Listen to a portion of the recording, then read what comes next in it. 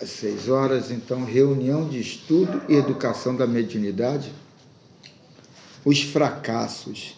Livro Mediunidade, Edgar Armond. Das cidades, colônias e demais núcleos espirituais do espaço, constantemente partem com destino à Terra trabalhadores que pediram ou receberam como dádiva do alto tarefa de serviço ou de resgate no campo nobilitante da mediunidade.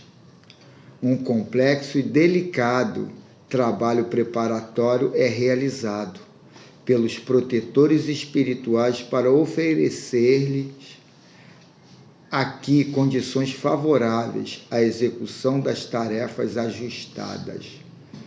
Corpo físico, ambiente doméstico, meio social, recursos materiais, etc. E isso além dos exaustivos esforços que envidam para o desenvolvimento regular do processo da reencarnação propriamente dita, defesa, formação do feto, etc. Dado, porém, o nascimento, transcorrida a infância e a juventude, quando, enfim, soam no seu íntimo e ao seu redor os primeiros chamamentos para o trabalho edificante, eis que, muitas vezes, ou quase sempre, a trama do mundo já os envolveu de tal forma que se tornam surdos e cegos, rebeldes ao convite, negligentes ao compromisso, negativos para o esforço redentor. Deixam-se dominar pelas tentações da matéria grosseira, aferram-se ao que é transitório e enganoso, e, na maioria dos casos, somente ao guante da dor e a poder de insistentes interferências punitivas, volvem seus passos relutantemente para o caminho sacrificial do testemunho. Não consideram, desde logo, que ninguém desce ao mundo de expiação como este para usufruir repouso ou bem-estar, mas sim e unicamente para lutar pela própria redenção, vencendo os obstáculos inumeráveis que a cada passo surge, vindos de muitas direções. Os dirigentes das instituições assistenciais ou educativas do espaço têm constatado, como regra geral, que poucos, muito poucos, médiuns triunfam nas tarefas e que a maioria fracassa lamentavelmente, apesar do auxílio e da assistência constante que recebem dos planos invisíveis. E esclarecem também que a causas gerais desses fracassos são a ausência da noção de responsabilidade própria e a falta de recordação dos compromissos assumidos antes da reencarnação. Ora, se o esquecimento do passado é uma contingência, porém necessária, da vida encarnada de todos os homens, ela não é, todavia, absoluta, mormente em relação aos médiuns, porque os protetores, constantemente e com desvelada insistência, lhes fazem advertência nesse sentido, relembrando seus deveres, muito antes que o momento do testemunho chegue. Já eles estão advertindo por mil modos, desenvolvendo no médium em perspectiva, noção bem clara de sua responsabilidade pessoal e funcional. Por isso, das causas apontadas acima, somente julgamos ponderável a falta de noção de responsabilidade, porque, se essa noção existe, os médiuns desde logo se dedicariam à tarefa devotadamente. Isso é lógico, tratando-se de médiuns estudiosos que se preocupam com a obtenção de conhecimentos doutrinários, porque, para os demais, a irresponsabilidade acresce a ignorância e a má vontade. E essa noção de irresponsabilidade é tão ampla que muitos médiuns, normalmente aqueles que o orgulho pessoal ou as ambições do mundo dominam, maldizem a posse das faculdades que possuem, como se fossem estorvos, e outros, menos radicais, mas não menos desorientados, que lastimam não serem inconscientes, para poderem, então, exercê-la a revelia de si mesmo. Aí, Carlos, não deu para entender. Lastimar que, pela inconsciência... Peraí, deixa eu ver onde está essa palavra. O detalhe, porque a aqui. inconsciência não deixa trazer a realidade. Há outros, menos radicais, mas não menos desorientados, que lastimam não serem inconscientes. Ontem, semana passada, sábado passado mesmo, a Tânia chegou e falou aqui. Eu já nem sei se é meu, se é do outro. Eu falei, Tânia, é só você ter coerência. Você, em sã consciência, não faria uma comunicação, não escreveria uma coisa com tanta coerência dessa. Pelo menos eu acho. Pelo menos eu acho. Aí ela ficou quieta.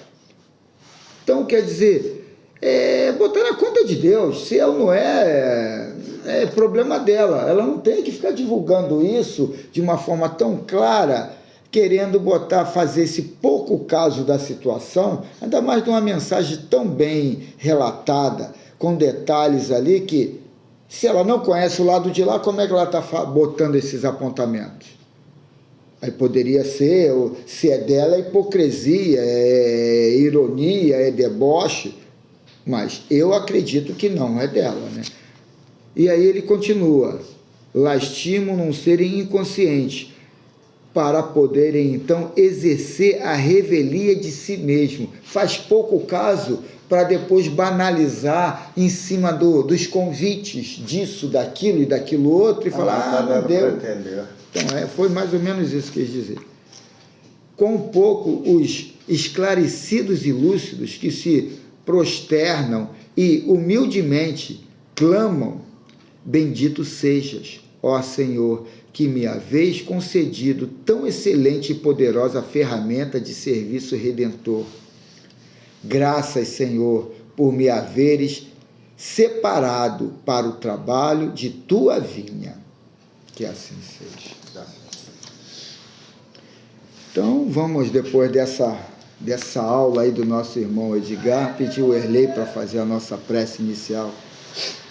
Pode ser? É com muito prazer que todos nós aqui chegamos nessa friagem, né? Reunidos no santo nome de Jesus, no ministério do Cristo, e pedimos essa força de vibração, essa ligação, essa conexão com as forças superiores, para que nós possamos nos ilustrar, fortalecer e assim poder fazer o bem. Nesse caso, nós estamos aqui a estudo, e esse estudo, com certeza, vai nos consolidar a redenção espiritual que já está a cada um de nós atingindo. Então, lembramos aqui das nossas águas, através dos mediadores do Cristo, as suas falanges, para que nos possa trazer a limpeza psíquica, através da água, através do nosso raciocínio. Para isso aqui estamos, para aprender a apurar o nosso raciocínio, sempre voltado para o amor, sempre voltado para a fraternidade. Assim também estendemos esse amor aos nossos familiares, aos nossos amigos, principalmente aqueles amigos que nós às vezes nem notamos, que são pessoas que de repente, nos aparecem e nos dão um apoio. E assim como chegam, vão. Então, para esses, uma boa aventurança. E aqui nós fazemos a ligação com os desencarnados, principalmente para o segundo momento, né, de estudo, e aí contamos com essa colaboração, que sempre foram bem chegados, sempre foram bem recebidos aqui na nossa casa. Assim sendo, nessa harmonia, estamos nos preparando cada vez mais para o estudo. Que a paz divina esteja com todos nós. Que assim seja. Passo a palavra para o irmão. Então eu vou agora começar pelo Livro dos Médiuns, que o estudo aí é relativo ao item 27. Mas eu vou ler o item 27 e 28, que para mim ele fala mais do 28 do que do 27. 27 nada mais é do que a entrada do assunto, e o 28 é o assunto propriamente dito. Então, primeira parte do capítulo 3 do Livro dos Médiuns, com o título Método, o item 28 o item 27 e 28. 27. Se daí lançarmos o olhar sobre as diversas categorias de crentes, encontraremos primeiro os espíritas, sem o saberem. É propriamente falando uma variedade ou uma nuance de classe precedente. Sem jamais terem ouvido falar da doutrina espírita, têm o sentimento inato dos grandes princípios que dela decorrem, e esse sentimento se reflete em certas passagens de seus escritos e de seus discursos, a tal ponto que, em os ouvindo, cresceria serem completamente iniciados. Disso se encontram numerosos exemplos nos escritores sacros e profanos, nos poetas, nos oradores, nos moralistas, nos filósofos antigos e modernos. Pronto. Vamos agora para o item 28, que é o que vai ser lido ali, né? Entre aqueles que um estudo direto convenceu, pode-se distinguir, primeiro, então vamos voltar aqui, entre aqueles que um estudo direto convenceu, pode-se distinguir, primeiro, os que creem pura e sinceramente nas manifestações. O espiritismo é para eles uma simples ciência de observação, uma série de fatos mais ou menos curiosos. Nós os chamaremos espíritas experimentadores. Segundo, os que veem no espiritismo outra coisa além dos fatos. Os que veem no espiritismo outra coisa além dos fatos.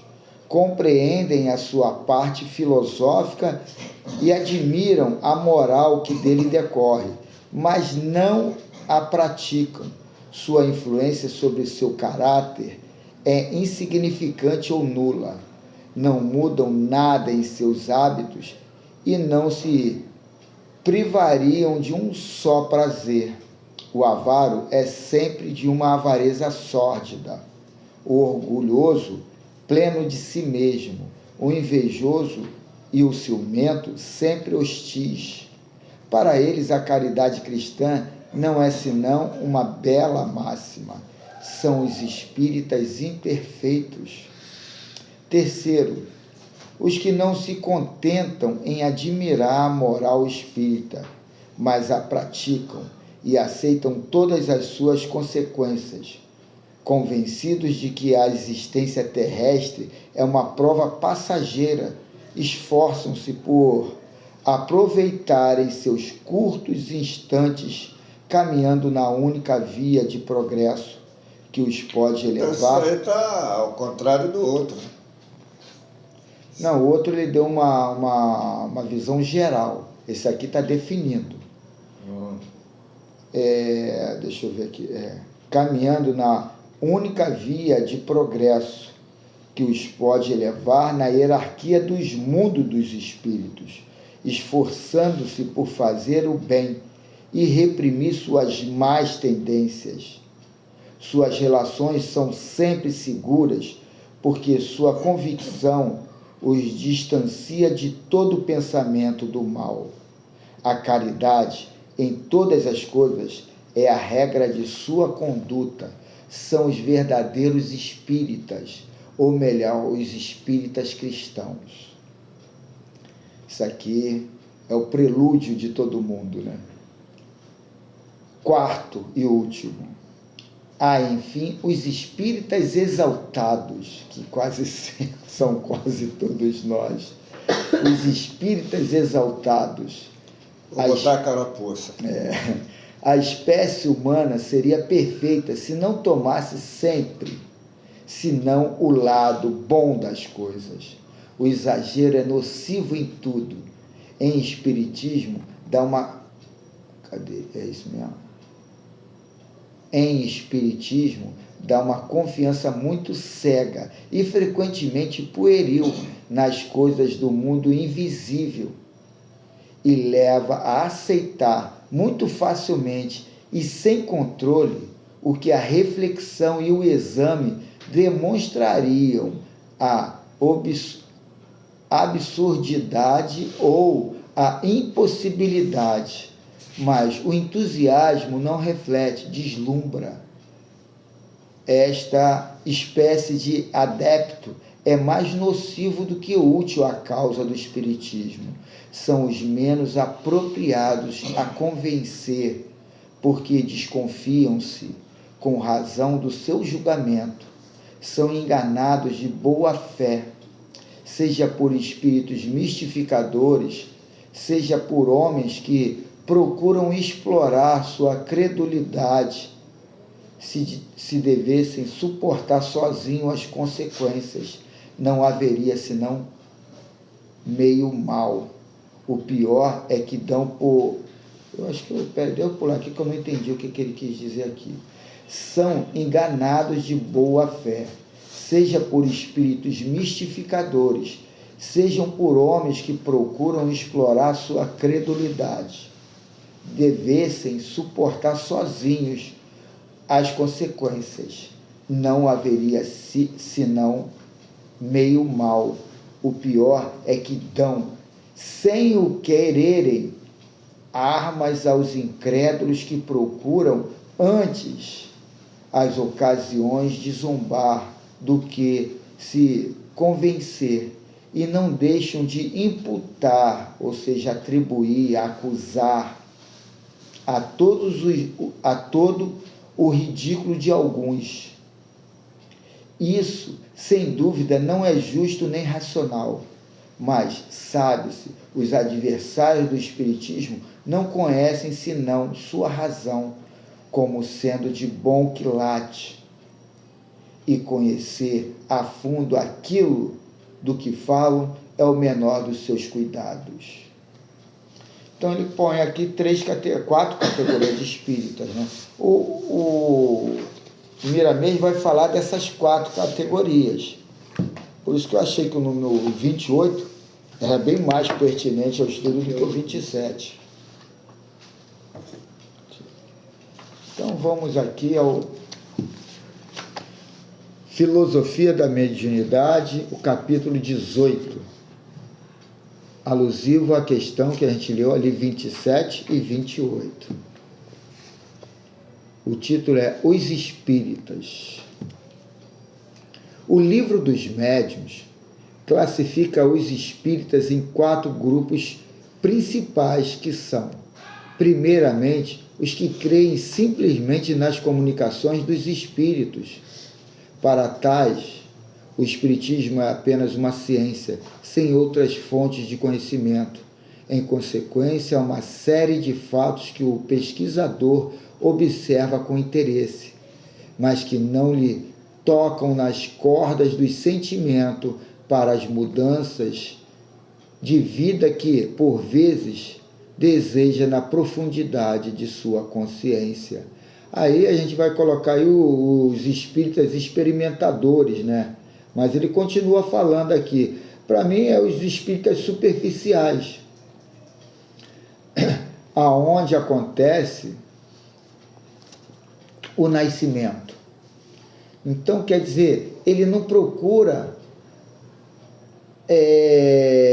onde onde acontece, ele procura mais o místico, a macumba, ele procura mais, ele sabe, ali tem alguma coisa ali, mas ele não procura se aprofundar, ele procura como aquilo, como uma coisa até trivial, mas é uma coisa de gente ignorante, é uma coisa de pessoas sem cultura, é uma coisa de raças mais apegada à natureza, a coisas rudimentares, e não algo extrafísico, algo que está mexendo, está querendo instigar a nossa curiosidade e ali trabalhar, como aconteceu com Kardec, né? Eles não partem para esse lado. Ele continua aqui. Esses espíritas não desejam mover com a ponta do dedo certos trabalhos que as entrelinhas das mensagens falam, como aliviar os sofrimentos alheios, quando é o dever do bem aquinhoado fazer algo em favor dos infortunados. Os espíritos benfeitores cercam esses irmãos para lhe infundir pensamentos de benevolência, no sentido de que eles despertem na intimidade algo do bem, que pensem em dar, ainda que apenas a palavra de ânimo, para levantar o companheiro caído. No entanto, esses espíritas são surdos à voz da caridade, são experimentadores, curiosos. Para eles, o espiritismo se mostra como os médiuns, uma simples cena de divertimento. Somente mais tarde abrirão os olhos à luz do amor. Os espíritos superiores não perdem a paciência com essa classe de irmãos, nem com os que se seguem por saber que o progresso é lento e que todos, algum dia, passarão a escutar a voz do pastor que nos fala por meio de toda a natureza. Então, esses são os experimentadores, né? É o que aconteceu no princípio, né, lá na Europa, né, que até hoje você vê que esse lado aí filosófico e científico, né, eles ficam só no lado científico, né? Eles não buscam o lado filosófico nem o religioso, né? O religioso, então, nem se fala, né?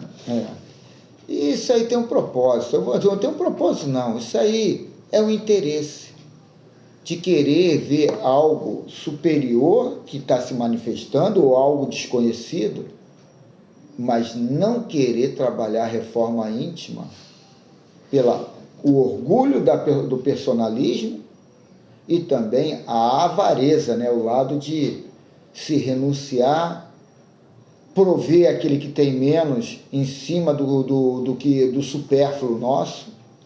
Isso tudo são situações que às vezes até inconscientemente a gente toma posturas que é conveniente. Aí ele vai falar agora da segunda classe. A segunda classe observa na doutrina dos espíritos mais do que os fatos. Mais do que? Os fatos. A segunda classe observa na doutrina dos espíritos mais do que os fatos. Compreende a linha filosófica, entra em contentamento com a moral, entendendo que é a mesma do Evangelho. Entretanto, lhe falta ânimo para praticar. Então, esse ânimo para praticar é tudo aquilo que foi falado aqui agora. Uma visão mais conveniente, porque se você for um verdadeiro espírita, dá prejuízo, dá problema consciencial, é um choque muito grande de conduta, de uma porção de códigos que você adotava como primordial, como o básico e até o totalitário. Você vai ter que botar de lado, se renunciar àquilo para adotar conceitos, atitudes e ações que até então vai entrar em choque com seu interesse do ter, do ser. Na realidade, quem quer seguir a doutrina espírita não vê tanta dificuldade, mas vê uma distância muito grande em questão de outras religiões, para que entenda que o Espiritismo ele é um esclarecimento, ele é não é divergência, mas é um método de despertar aquilo que as pessoas em outras religiões veem oculto, o qual eles chamam de... Tem um processo que eles chamam, que eles dizem que é mistério. Então, o Espiritismo ele já tem por si essa limpeza de nos mostrar, de nos revelar, e sem sacrifício. As pessoas que, por exemplo, vêm para o Espiritismo, começam a estudar, desanima, e o preparo dessas pessoas, ele se mantém não é nem na positividade, mas se mantém na prática do ocultismo. Não sai daquilo, não. A pessoa continua sempre naquele problema, e não tem condição. Depois diz assim, não, eu já fui espírita. Não, não foi espírita. O espírita é estudo, né? Ele aqui está falando de 4 classes, não de simpatizantes, não de curiosos. Estou dizendo do aprendizado. Mas ele está dizendo 4 classes de espíritas. Então a gente se condiciona às vezes de uma forma convencional. Vai da gente entrar. Por que eu adotei essa condição conveniente? Sabe conveniente a quê? Aqui há tempos atrás frequentava aqui um rapaz e ele dava todos os pormenores na explicação, no explicativo espiritual. Depois que ele saiu daqui, ele passou um período e eu soube, por intermédio de outras pessoas, que ele estava na igreja evangélica. Então, é isso que eu quero dizer. O espiritismo para ele... É exatamente isso que eu estou querendo dizer. Quem saiu, assumiu. Não dá, não acredito. E foi para outra. Aqui está dizendo aqueles que não saíram, que estão aqui. Estão aqui. Quem é você, Lê? Quem sou eu para dizer que o espiritismo é superior à mensagem lá protestante, católica? Isso aí é questão de crença. Você tem fé na tua crença, ele tem fé na crença dele. Agora, aquele que está aqui e não entendeu qual é a proposta, que aqui o Miramês está dizendo, está questionando, é esses, não aqueles que foram para lá. Aqueles que foram para lá tomaram lá a sua posição. Então, confessa que não tem condições para vivenciar. Cadê? Confessa que não tem condições para a vivência dos preceitos mencionados pelo Espiritismo e encontra barreira em todos os lances do aprendizado. Lembra-se de que, se abraçar as ideias espíritas, haverá de deixar muitos hábitos, mudar o curso de sua vida e que esse empenho é bastante difícil para suas forças. Então, ele está já avaliando isso. Parece que não nasceu com tal disposição. Kardec classificou-a como espíritas imperfeitos. Veja bem que o Kardec considera como espírita, porque ele tem conhecimento, só que... Né? E esses imperfeitos é porque ele não assumiu a força da vontade. E ele não assumiu essa força da vontade por quê? Porque lá em cima diz, lhe falta ânimo para praticar. Isso tudo é questão de força de vontade, é você botar assim para você mesmo. Chega lá, pega uma mensagem, a base, o que é o espiritismo? É isso, isso e isso. Vai lá, olha no espelho. Eu tenho coragem de ser assim? Eu tenho coragem de, pelo menos, me esforçar, lutar para um dia ser assim? E pronto, é questão de honestidade, eu comigo mesmo. Errar não é questão da gente se violentar, enlouquecer.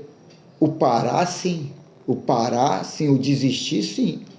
Porque se a gente acredita que o mundo é um caminhar progressivo, então, quer dizer, que é parar? O que é estacionar? É você perder tempo. É todo mundo que está ali na tua vida ir para frente e você continuar estacionado. E aquilo vai te levar à loucura assim. Quando você vê que todo mundo avançou e você está ali estacionado. Mas quando é que você vai ter essa convicção? Porque você até então está julgando, está avaliando, está questionando com os olhos materialistas. Lá do outro lado, quando eu abordo aqui os irmãos vindo aqui, eu falo, meu irmão, tu está aí do outro lado. Meu irmão, não caiu a ficha? Tu quer tirar conclusões com quem está aqui, ainda na carne? Então, quer dizer, as coisas absurdas, é levar, é fazer ele cair na real. Então, a questão aqui é do espírita. Por que tu está aí? O que tu está fazendo aí? E aí, muitas das vezes, a gente ainda vai criar uma realidade de que nós somos melhores do que aqueles outros. De repente, somos piores. Ou, no mínimo, iguais. Porque tem uma ideologia, uma filosofia, mas está ali por causa do brilho, da patente, que te agrega alguma coisa no meio. Ah, eu sou espírita, eu sou isso, eu sou aquilo. Mas o que é ser espírita? Então as pessoas perdem essa noção de... Eu acho que é melhor até não se patentear como espírita evangélico, e sim as pessoas te rotularem pelo seu proceder, né?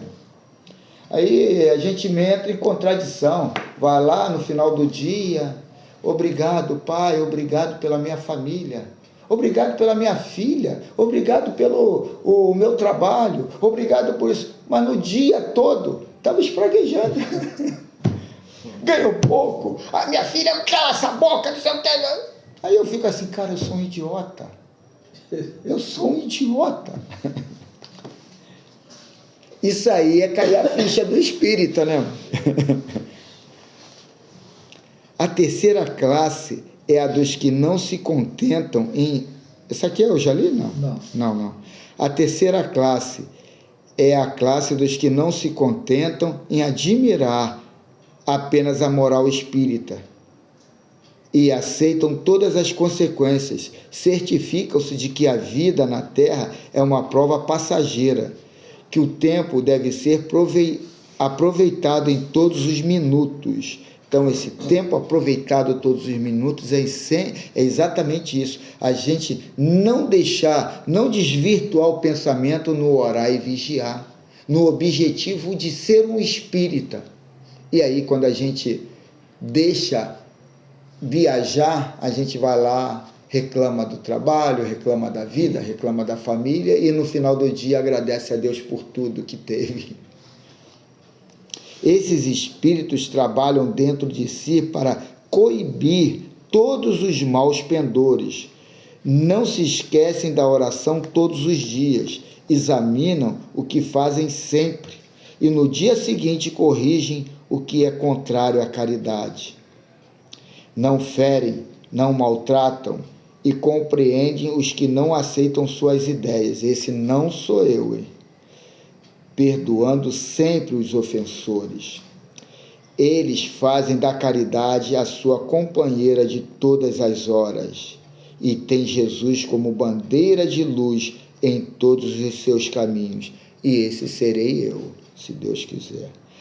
Aí ele aqui termina a segunda classe. Ah, não, ele está na terceira, está na terceira parte, na terceira.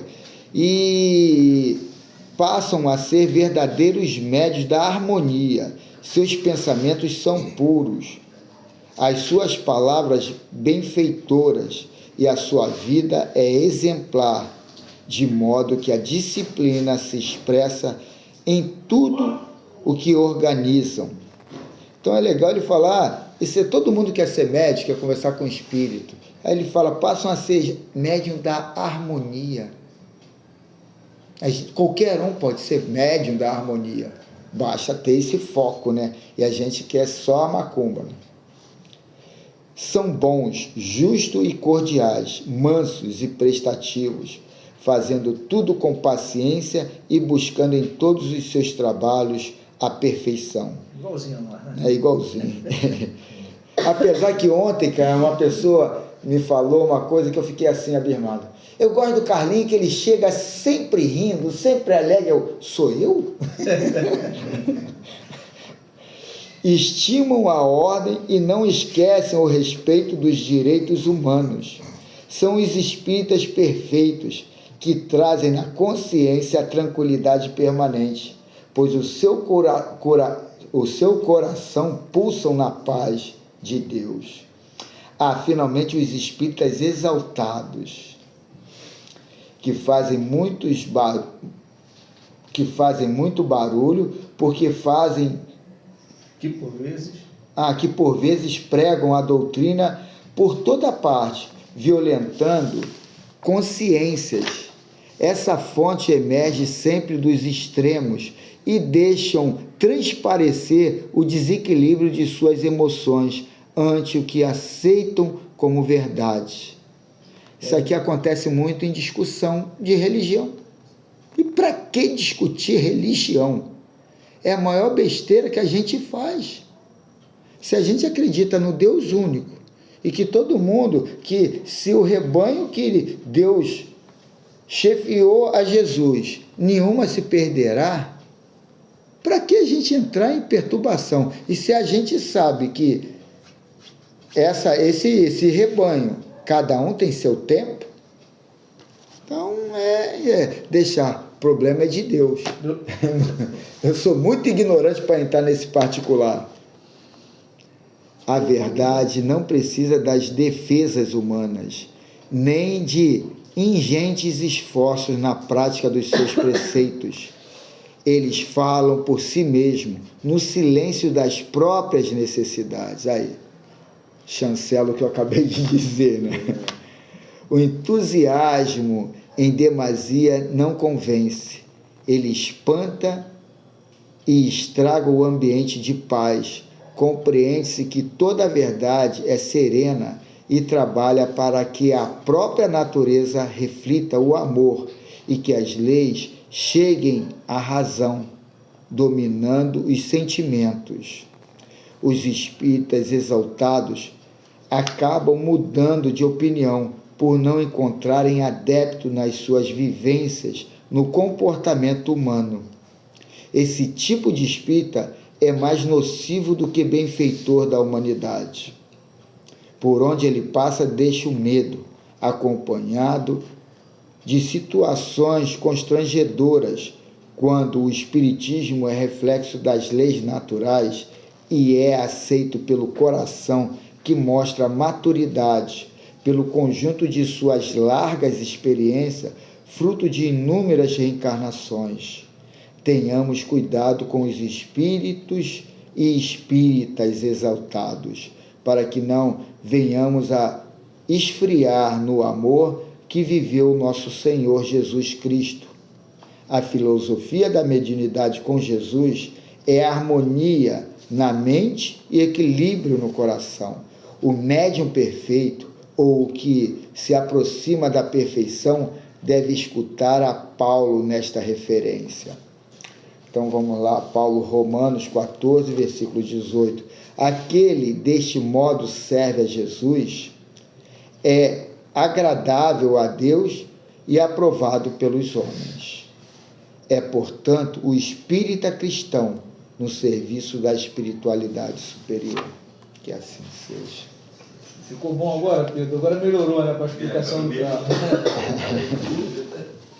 Esse 18 aí explicou melhor de 1 a 4. Foi. A verdade é que se a gente só lê, fica difícil, tem que estudar, tem que entender. Quando não entender alguma coisa, o que esse cara quer falar com isso? Por isso que a gente tem que ter uma sensibilidade boa em filosofia e em psicologia, para a gente não entrar em armadilha, sabe, de gente aqui mascarada. Às vezes vem falar coisas que você, numa superficialidade, você acha, ele está certo. Mas se você se aprofundar, que nem o irmão veio falando na semana passada, sobre ter essa paciência, esse acolhimento, mas ele colocou uma mensagem que foi o gatilho para eu pensar, pô, ele não está sendo tão coerente, eu não lembro aqui direito, mas porque mudar o pensamento do outro é magia negra. Forçar ele a ser o que ele não é, sem o aceite dele, é magia negra. A gente entra para o lado bruxulento do nome magia negra. Tudo é magia, uma influência, persuasão. O nome persuasão já quer dizer magia. Você vai fazer o cara aceitar o que você acha que é certo em cima de um conceito que ele antes tinha outro. Mas você tem que ter toda aquela noção da coerência, da lógica, do estado evolutivo de cada um. De repente, em cima da sua persuasão, você vai impedir dele vivenciar situações que vão dar mais riqueza de conhecimento, de causa, para aquele cidadão. Mas a gente está no medo dele chorar, dele sofrer, dele isso. Mas aquele é o caminho amargo. A semeadura, qualquer um pode semear o que quiser. Agora a colheita é aquilo ali. A gente vê tanta miséria no mundo. Por quê? Porque antes tinha tanta violência no mundo. É uma polaridade. Você vem hoje na riqueza. Se você vem rico, você tem que tomar um cuidado triplicado daquele pobre. Triplicado, mas aqui não, todo mundo quer ser o rico. Não sabe qual é o problema do rico. Mas a gente não quer saber lá na frente, quer saber do agora, do gozar, do vivenciar, do ser a referência. Mas não parou para falar, pô, manter um país, manter um estado, como é que é? Se eu tento aqui manter uma família e não consigo segurar o tranco, não consigo ser harmônico, imagine um país e tal. E aí vem uns botando sua posição, criticando ali, outros sem saber o total da situação. Não sei se eu faria melhor, não sei se eu faria pior, não sei nem o que eu faria. Mas o que eu sei é que eu não conheço tudo. Ele, pelo menos, está lá, inserido lá no meio, ele deve ter uma visão maior do que a minha. Então, a gente tem que entender isso tudo para na hora não vir alguns fantasiados de São Francisco de Assis para a gente ir entrando para o lado do ocultismo mais turvoso, menos luminoso, né?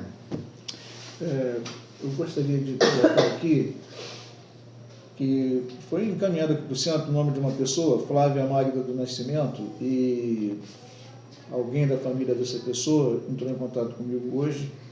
Ela estava entubada, uma série de situações de enfermidade física, né? E a pessoa agradecendo o grupo por essa criatura estar tendo uma resposta, entendeu? Ela está bem melhor, graças a Deus, parece que já não está mais naquela situação de entubamento, né? Então ela põe na conta aí do auxílio que foi dado através das preces, das orações que fizeram. Aí eu aproveito para ler de novo o nome dela, Flávia Magda do Nascimento. Então vamos elevar o nosso pensamento ao Mestre Jesus. Mestre Jesus, agradecemos por mais essa tarde e noite de sábado, um friozinho gostoso. Todos nós aqui afins do mesmo propósito. Que aqueles irmãos que não puderam aqui chegar, que eles possam estar vibrando ou recebendo de certa forma uma vibração em cima da criação aqui dessa psicosfera mais focada na luz. E o que é a luz? Senão conhecimento mais pertinente ao aproveitamento do grupo, uma visão mais social, qualitativa, do bem-estar de todos. E assim pedimos autorização para mais esse intercâmbio entre irmãos, essa fraternidade, esse banquete espiritual aqui formado, rogando muitas graças a Deus. Em nome do Mestre Jesus está iniciada essa fraternidade entre irmãos. Que assim seja. Assim seja. Bem seja.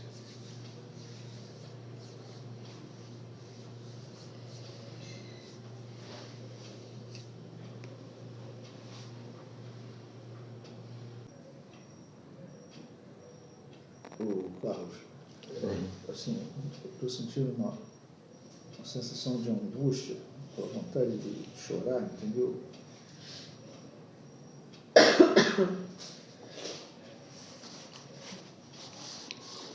Então, vamos aqui vibrar a favor desse irmão que está num estado tão melancólico.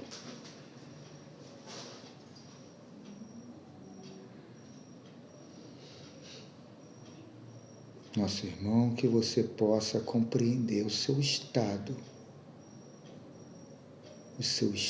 de vida. Que você possa compreender que a vida é eterna. O teu corpo, no momento agora, se encontra, a sua casa mental, melhor dizendo, se encontra abalada pelas tuas verdades, pela visão de falência. Mas isso não é verdade.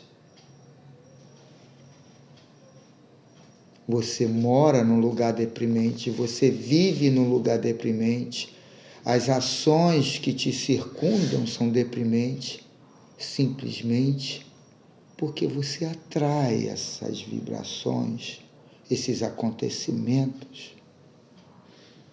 Você cria o meio. Você não é fruto do meio. Você cria o meio. Você é Deus. E seja um Deus alegre, um Deus feliz, pois você tem o infinito para viver. Por que se abalar? Você tem dúvida de que não precisa da comida? Você tem dúvida que não precisa de nada? E que você sozinho se mantém? A subsistência é uma fé que você vai ter que criar dentro de você, irmão. Pois você está já em outra dimensão, diferente da minha. Ontem você estava aqui, hoje você está aí, e você não entendeu que você é infinito, que você não morre, que você está predisposto ao belo, ao bonito, ao luminoso. Mas você tem que aceitar, você tem que querer. Meu irmão, mude de janela, procure um cenário mais agradável. Em tudo que acontece em sua vida, entenda que é para o seu melhor. Tudo de ruim que acontece na nossa vida é para o nosso melhor. Já dizia o caipira na novela, e a gente não consegue acreditar porque a fonte não está embasada num filósofo, mas a origem é de um filósofo. A origem é de uma pessoa iluminada. E a gente tem que ver qual é o fruto dessa proposta. meu irmão, que você possa agora abrir a janela e ver o sol nascer sempre, até a noite, pois a luz é conhecimento, a luz é aquela visão otimista de tudo, porque a gente não acaba nunca. Tudo é experiência para o nosso engrandecer. Fique na paz, meu irmão. Que assim seja.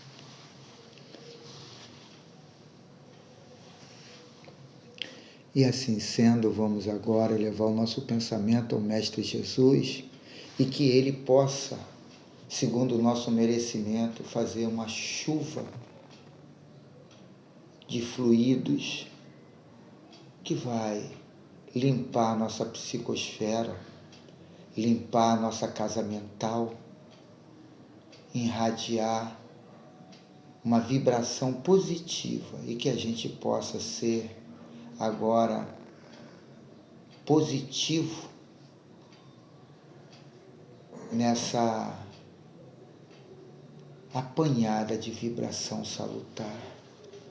Mestre Jesus, agradecemos por tudo o que se passou aqui, que todos aqui encarnados e desencarnados, perturbados, possam ter recebido a sua cota de medicamento, possam ter aberto a porta do coração e deixar entrar essa vibração positiva, boa,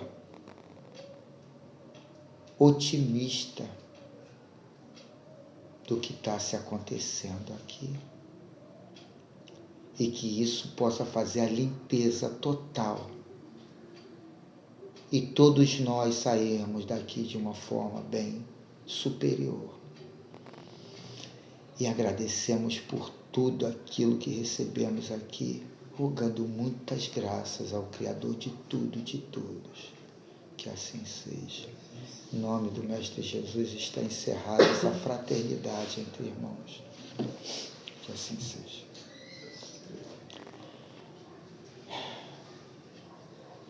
E aí, Deizinha? Tudo bem, Deizinha? E aí, Deizinha, não escreveu nada? Não escreveu muita coisa, né, Deizinha? E legal, depois vamos ver aí, tem mais, não escreveu nada? Ai, Deizinha, tá superando até a tua mãe, ó. E aí, peraí, só perguntar se vocês estão bem aqui, aí você inicia aí a leitura. Tudo bem, seu Pedro? Tudo bem, Manuel? Tudo bem. E aí, Erlei, tudo jóia? Tudo bem. E aí, Valdemir? Tranquilo. Renata? Então vamos aí à comunicação da Deizinha. Na vida temos altos e baixos, mas com a força da fé nós venceremos. Todos nós temos recaída, mas se tivermos forças para seguir em frente, nós vamos conseguir. Nada é impossível se não tentarmos. Então que possamos ter mais fé em Deus e confiar mais nele. Que legal, muito bonito. Muito bonita essa mensagem. Tem alguma, Valdemir? Tem sim. O teu pensamento sempre é puro no mundo espiritual. Não te esqueça disso. Só isso. Muito profundo. Pequeno, bem sucinto, né? Mas profundo.